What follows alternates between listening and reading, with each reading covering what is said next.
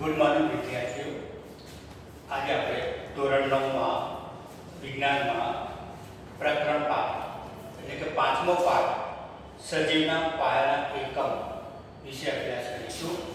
આ પાઠની અંદર તમે અગાઉ અભ્યાસ કરી ગયા છો કે કોષ વિશેની સૌપ્રથમ માહિતી રોબર્ટ હુક નામના વૈજ્ઞાનિકે આપી હતી.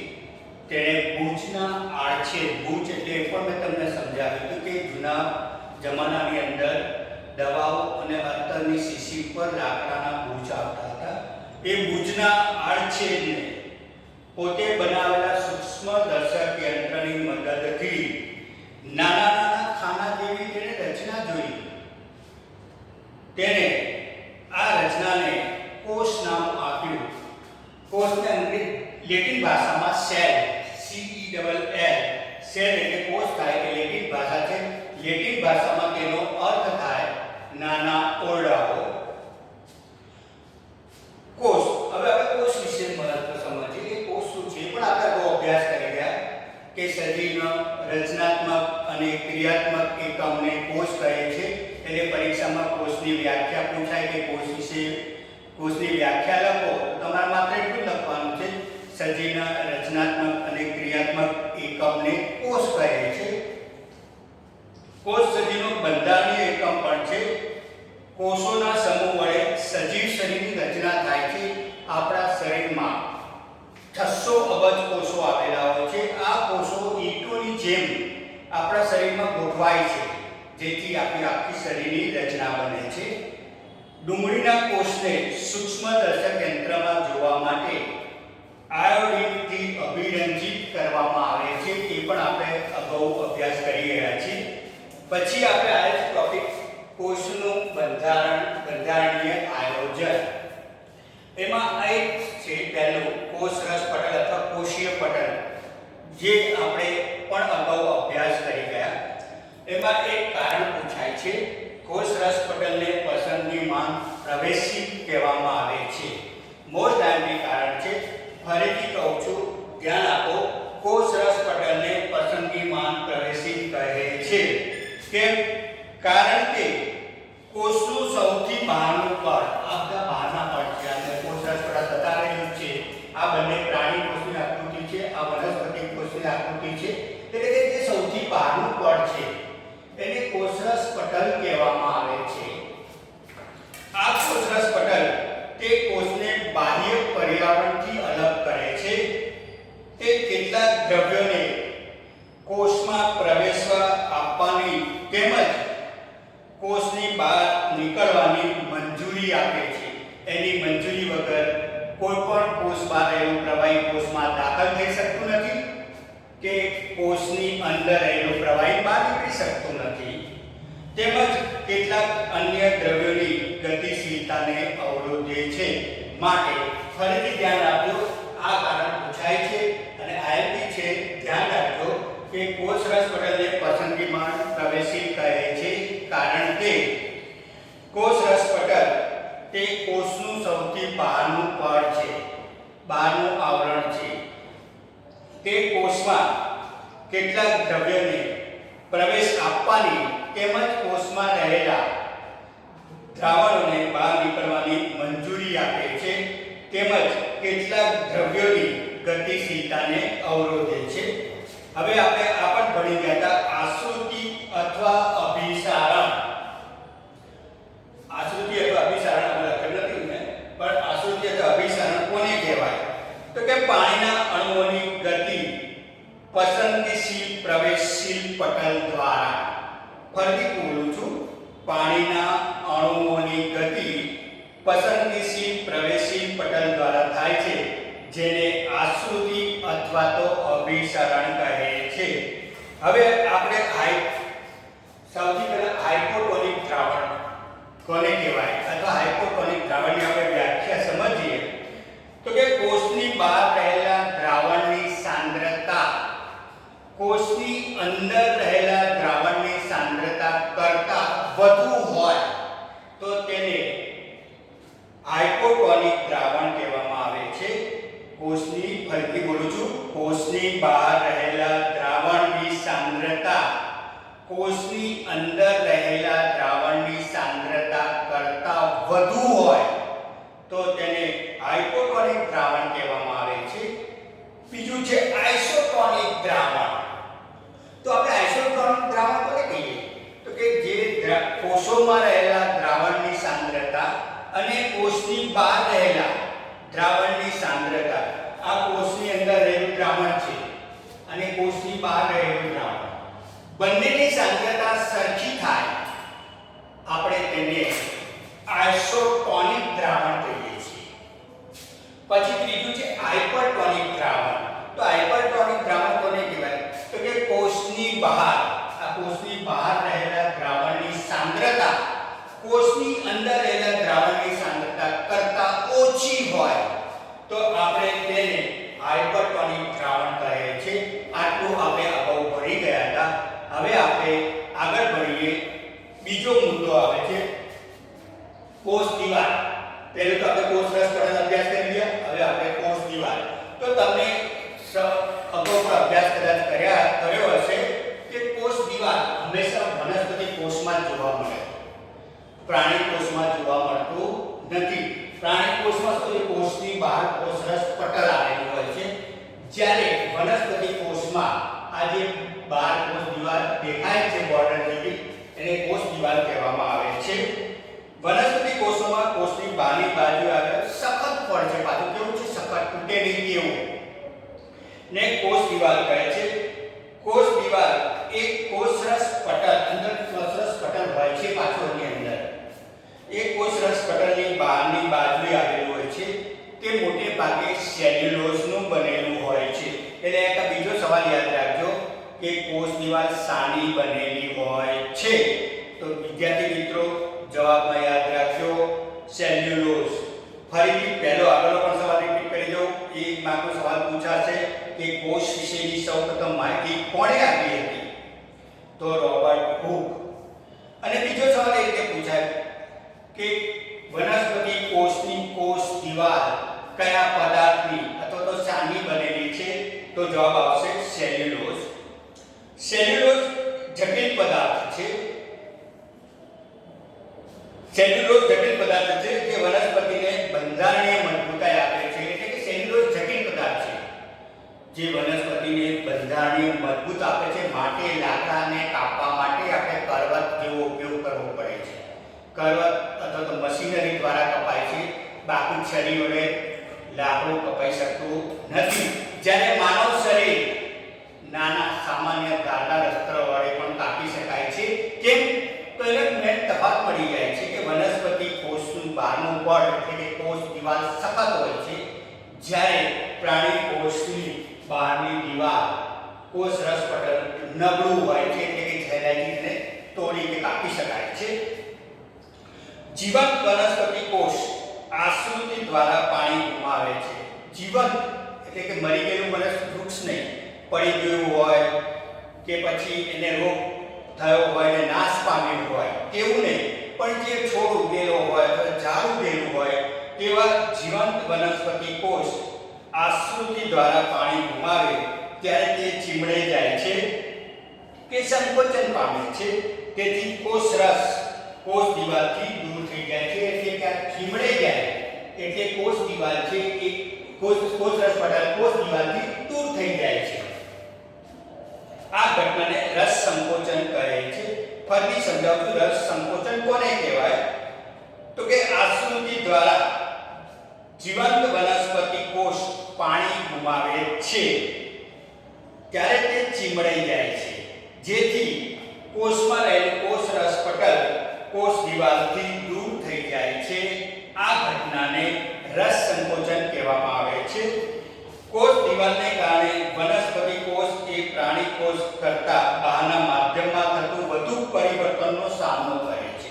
આ જ કારણ છે કે વનસ્પતિ કોષ અને પ્રાણી કોષ વચ્ચે આપણે જોઈએ તો કે વનસ્પતિ કોષ એ પ્રાણી કોષ કરતાં બહારના માધ્યમમાં એટલે કે વાતાવરણમાં થતો મોટો ફેરફાર તે થતો ફેરફારનો સામનો કરી શકે છે. આપણે સામનો કરી શકતા નથી. અકાય ઋતુ બદલાય છે તો તરત જ આપણે માંદા પડીએ છીએ, પણ આપણે ક્યારે જોયું કે વૃક્ષ માંદું પડ્યું હોય? કેમ? તો કારણ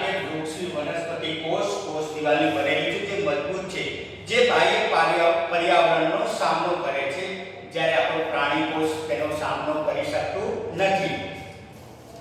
હવે આપણે આગળ જોઈએ તો કે કોષ કેન્દ્ર. ત્રીજો મુદ્દો આવે છે. પહેલો કોષ રસ પટલ, બીજું કોષ દિવાલ, ત્રીજું કોષ કેન્દ્ર. તો કે આપણે ડુંગળીના પટલનું કરેલું હંગામી આસ્થાપન, આ ડુંગળીનો કોષ છે, એનું આસ્થાપન કરેલું છે, તેને સૂક્ષ્મદર્શક યંત્રમાં નિહાળતા આપણને વચ્ચે કાળો ભાગ દેખાય છે, જેને કોષ કેન્દ્ર કહેવામાં આવે છે. ડુંગળીના કોષના પટલને અભિરંજિત કરતા તેમાંના કેટલાક પ્રદેશોમાં રંગની ભિન્નતા જોવામાં આવે છે. હવે આપણે ડુંગળીના કોષોનું સૂક્ષ્મદર્શક યંત્રની અંદર નિહાળતા અથવા જોઈએ છે ત્યારે કેટલાક ભાગ ઘેરા દેખાય છે અને કેટલાક ભાગ આછા દેખાય છે. હવે આપણે વનસ્પતિ કોષનો અભ્યાસ કર્યો. આપણે માનવ કોષનો પણ અભ્યાસ કરી શકીએ. તો માનવ કોષનો અભ્યાસ કરવા માટે આપણે ચમચી વડે મોઢાની અંદર ચમચી ફેરવીએ, ગાલના અંદરના ભાગમાં, આ જે ભાગ દેખાય ગાલના અંદરના ભાગમાં આપણે ચમચી ફેરવીને સફેદ પદાર્થ, ચીકણો પદાર્થ ચમચીમાં આવે છે. એ ચીકણા પદાર્થને આપણે વોચ ગ્લાસમાં પાણી ભરેલું હોય તેમાં મૂકી અને તેને સૂક્ષ્મદર્શક યંત્રની સ્લાઇડ ઉપર મૂકવામાં આવે છે અને તેને મિથિલિન બ્લુના દ્રાવણથી અભિરંજિત કરી અને કવર સ્લિપ મૂકી સૂક્ષ્મદર્શક યંત્રની અંદર નિહાળતા આપણને ગોળ અથવા તો લંબગોળ પ્રકારના વનસ્પતિ કોષો જોવા મળે છે. તો આ પ્રાણી કોષો જોવા મળે છે. આ પ્રાણી કોષની આકૃતિ બતાવેલી છે, જેમાં કોષ રસ પટલ, વચ્ચે કોષ કેન્દ્ર અને અંદર જે પ્રવાહી હોય છે તે કોષરસ અથવા તો જીવરસ કહે છે. અને બંને આકારો બતાવ્યા છે. એક ગોળ આકાર હોય અથવા તો લંબગોળ આકારના હોય છે. કોષ કેન્દ્ર દ્વિસ્તરીય આવરણ ધરાવે છે, તેને કોષ કેન્દ્ર પટલ કહે છે. અને દ્વિસ્તરીય આવરણ, બે આવરણ ધરાવે છે. એક કોષ કેન્દ્રની આજુબાજુ અને બીજું કોષની બહારનું આવરણ. તો બે દ્વિસ્તરીય આવરણ ધરાવે છે. જે બાહ્ય આવરણ છે એને કોષરસ પટલ કહેવામાં આવે છે. કોષ કેન્દ્રના પટલના છિદ્રો દ્રવ્યને કોષ કેન્દ્રની અંદર તેની બહાર વહન કરી શકે છે. હવે કોષ કેન્દ્રમાં છિદ્રો આવેલા હોય છે.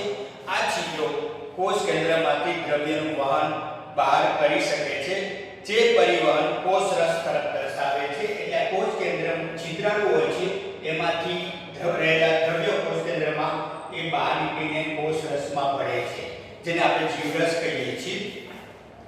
કોષ કેન્દ્ર રંગસૂત્ર ધરાવે છે. જ્યારે કોષ વિભાજન પામે છે ત્યારે માત્ર રંગસૂત્ર સળિયા જેવા આકારની સંરચના ધરાવે છે. એટલે કોષ કેન્દ્ર રંગસૂત્ર ધરાવે છે. જ્યારે કોષોનું વિભાજન થાય છે કે એક કોષમાંથી બે કોષ બને છે ત્યારે માત્ર રંગસૂત્ર સળિયા જેવો આકાર ધરાવે છે. રંગસૂત્ર આનુવંશિક માટેની માહિતીના લક્ષણો પિતૃઓ તરફથી તેની પછીના પેઢીમાં ડીએનએ મારફતે, એટલે કે ડીએનએ ના અણુ સ્વરૂપમાં ધરાવે છે. એટલા માટે આપણા આનુવંશિક લક્ષણો માટે ડીએનએ જવાબદાર છે, જે કોષ કેન્દ્રમાં રહેલા હોય છે. આ જ કારણસર જ્યારે આપણે માંદા પડીએ છીએ અથવા આપણને વિશિષ્ટ પ્રકારની બીમારી થાય છે તો તરત જ ડોક્ટર આપણને પ્રશ્ન પૂછે છે, આ રોગ તમારા દાદા, કાકા અથવા તમારા પિતા ત્રણમાંથી કોઈને છે? તો આપણે જવાબ આપીએ છીએ હા. તો આને આનુવંશિક રોગ કહેવામાં આવે છે, કારણ કે આનુવંશિક રોગ માટે જવાબદાર છે ડીએનએ. એનું ફૂલ ફોર્મ છે ડીઓક્સી રિબોન્યુક્લિક એસિડ. ફરીથી બોલું છું, ડીઓક્સી રિબોન્યુક્લિક એસિડ. રંગસૂત્ર અને ડીએનએ પ્રોટીનના બનેલા હોય છે.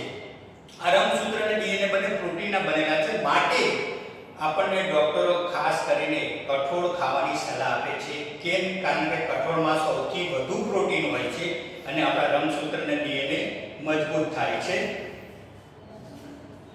કોષીય પ્રજનનમાં કોષ કેન્દ્રસ્થ ભૂમિકા ભજવે છે.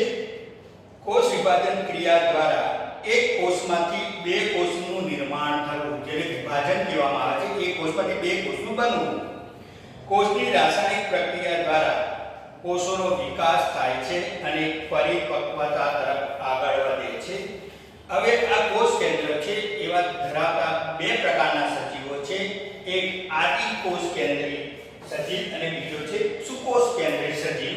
હવે આપણે આદિ કોષ કેન્દ્રીય કોષ અને સુકોષ કેન્દ્રીય કોષ વિશેનો તફાવત ધ્યાન આપીએ. પરીક્ષામાં પૂછાશે, એના મુદ્દાઓ પણ ધ્યાન રાખજો. આદિ કોષ કેન્દ્રીય કોષનું કદ નાનું હોય છે, જ્યારે સુકોષ કેન્દ્રીય કોષનું કદ મોટું હોય છે. ફરીથી પહેલો મુદ્દો બોલું છું. આદિ કોષ કેન્દ્રીય કોષ કદમાં નાનો હોય છે, સુકોષ કેન્દ્રીય કોષ કદમાં મોટો હોય છે. બીજો મુદ્દો, આદિ કોષ કેન્દ્રીય કોષમાં કોષરસ પટલનો અભાવ હોય છે, એટલે કે એમાં કોષરસ પટલ હોતું નથી, જ્યારે સુકોષ કેન્દ્રીય કોષમાં કોષરસ પટલ હાજર હોય છે. ત્રીજો મુદ્દો, આદિ કોષ કેન્દ્રમાં કોઈ પણ પ્રકારની કોષરસીય અંગિકાઓ હાજર હોતી નથી, એટલે કે ગેરહાજર હોય છે, જ્યારે સુકોષ કેન્દ્રીય કોષમાં કોષરસીય અંગિકાઓ હાજર હોય છે. ચોથો મુદ્દો, આદિ કોષ કેન્દ્રીય કોષમાં એક જ રંગસૂત્ર આવેલું હોય છે, જ્યારે સામે સુકોષ કેન્દ્રીય કોષમાં એક કરતાં વધુ રંગસૂત્રો આવેલા હોય છે. એટલે માની લો કે તમને પરીક્ષામાં પૂછે કે આદિ કોષ કેન્દ્રીય સજીવો કોને કહેવાય, તો એની વ્યાખ્યા એટલી લખવાની કે જે સજીવોના કોષમાં કોષરસ પટલનો અભાવ હોય તેને આદિ કોષ કેન્દ્રીય કહેવામાં આવે છે. દાખલા તરીકે બેક્ટેરિયા.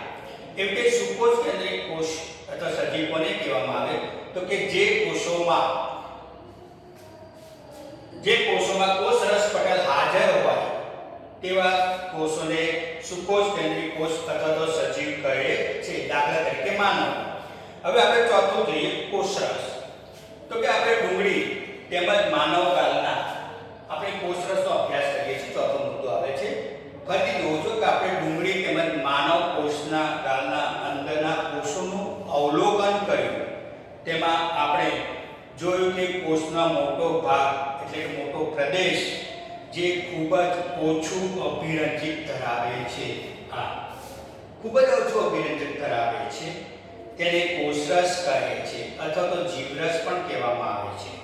જે મેં આકૃતિમાં બતાવેલું છે, કોષરસ, જીવરસ, આ જે પ્રવાહી હોય છે કોષ કેન્દ્રની આજુબાજુ અને કોષરસ પટલની અંદર. વાયરસ કોઈ પણ પ્રકારના પટલ ધરાવતું નથી. અત્યારે જે કોવિડના વાયરસ ચાલે છે, આ વાયરસો કોઈ પણ પ્રકારના કોષરસ પટલ ધરાવતા નથી. જ્યાં સુધી વાયરસ જીવંત શરીરમાં દાખલ થઈ તેની સંખ્યા વધે નહીં ત્યાં સુધી તે જીવંતતા દર્શાવતા નથી. એટલે કે આપણા સજીવ શરીરમાં વાયરસ રહેલા હોય છે, બધાના શરીરમાં વાયરસ રહેલા હોય છે, પરંતુ આ વાયરસ જ્યાં સુધી જીવંત શરીરમાં એની સંખ્યા બમણી ન કરે ત્યાં સુધી એ આપણને એની કોઈ અસર થતી નથી, એટલે કે તે જીવંતતા દર્શાવતું નથી. હવે પાંચમો મુદ્દો છે કોષીય અંગિકા. તો કે કોષીય અંગિકા વિશે આપણે અભ્યાસ કરીએ. તો કે બાહ્ય પર્યાવરણથી અલગ રહેવા માટે પ્રત્યેક કોષ તેની બહારની બાજુએ પટલ ધરાવે છે. પ્રત્યેક કોષ, કોઈ પણ કોષ હોય, વનસ્પતિ કોષ હોય કે પ્રાણી કોષ હોય, તે બાહ્ય પર્યાવરણથી અલગ રહેવા માટે તેની ફરતે એક પટલ ધરાવે છે, જે વનસ્પતિમાં કોષ દિવાલ અને પ્રાણી કોષમાં કોષરસ પટલ કહેવામાં આવે છે. બહુકોષીય સજીવો તેમની જટિલ રચના અને કાર્યોની જરૂરિયાતને પહોંચી વળવા માટે અનેક જટિલ કોષો ધરાવે છે. બહુકોષી સજીવો એટલે કે મનુષ્ય, પ્રાણીઓ, વનસ્પતિઓ જે બહુકોષી સજીવો છે તેમની કોષની જટિલ રચના અને કાર્યોની જરૂરિયાતોને પહોંચી વળવા માટે મોટા અને જટિલ એના કદ કેવા હોય છે, મોટા હોય છે, તેના માટે તફાવતમાં મોટા લખાવ્યું છે. તેના કદ મોટા હોય છે, જે વિવિધ રાસાયણિક પ્રક્રિયા દર્શાવે છે. કોષોમાં રહેલી કેટલીક અંગિકાઓ માત્ર ઇલેક્ટ્રોન માઇક્રોસ્કોપ દ્વારા જોઈ શકાય છે. આ કોષોમાં ઘણી બધી અંગિકાઓ રહેલી છે, જેનો અભ્યાસ હજુ સુધી ચાલુ છે અને આપણે પણ જાણતા નથી. વૈજ્ઞાનિકો પણ હજુ એનું સંશોધન કરી રહ્યા છે. જેટલું જાણીએ છીએ એ કોષની અંગિકા માત્ર ઇલેક્ટ્રોન માઇક્રોસ્કોપ વડે જોવામાં મળે છે. આ અંગિકાઓ જેવી કે અંતઃકોષ રસજાળ, ગોલ્ગી પ્રસાધન, લાઇસોસોમ, કણાભસૂત્રો, આ બે બધા લખેલા છે. કોષની અંગિકા અંતઃકોષ રસજાળ, ગોલ્ગી પ્રસાધન, લાઇસોસોમ, કણાભસૂત્રો, રંજક કણો, રસધાનીઓ વગેરે આવેલી છે. હવે આપણે સૌથી પહેલી લઈએ અંતઃકોષ રસજાળ. તો કે અંતઃકોષ રસજાળ એ પુટિકા અને નવલિકાઓની મોટી આવૃત જાળીરૂપ રચના ધરાવે છે. તે લાંબી નલિકામય કે ગોળાકાર અથવા તો કોથળી જેવી પુટિકાઓ જેવી રચના ધરાવે છે. પુટિકા એકબીજા ઉપર ગોઠવાયેલી હોય તેવી રચના ધરાવે છે. અંતઃકોષ રસજાળ બે પ્રકારની હોય છે. એક ખરબચડી અંતઃકોષ રસજાળ અને બીજી છે લીસી. હવે જે ખરબચડી છે એને કણિકામય પણ કહેવામાં આવે છે. ખરબચડી અથવા તો કણિકામય અંતઃકોષ રસજાળ અને બીજી છે લીસી અંતઃકોષ રસજાળ. આ બંને પ્રકારની કોષ રસજાળમાં રિબોસોમ્સ આવેલા હોય છે, જે પ્રોટીનનું સંશ્લેષણ કરે છે. એટલે કે આપણા શરીરમાં જે પણ આપણે પ્રોટીન વાળો ખોરાક ખાઈએ છીએ એનું સંશ્લેષણ રિબોસોમ્સ દ્વારા થાય છે. કોષ કેન્દ્ર અને કોષ રસ વચ્ચે કે કોષ રસના વિવિધ પ્રદેશોમાં અંતઃકોષ રસજાળ દ્રવ્યના વહન કરવાનું કાર્ય કરે છે અને કેટલીક જૈવ રાસાયણિક ક્રિયાઓ માટે સપાટી પૂરી પાડે છે. હવે વિદ્યાર્થી મિત્રો, આપણે આવતા વીકમાં આપણે જ્યારે પણ ગ્રેડ આવશે ત્યારે આપણે ગોલ્ગી પ્રસાધન વિશે અભ્યાસ કરીશું.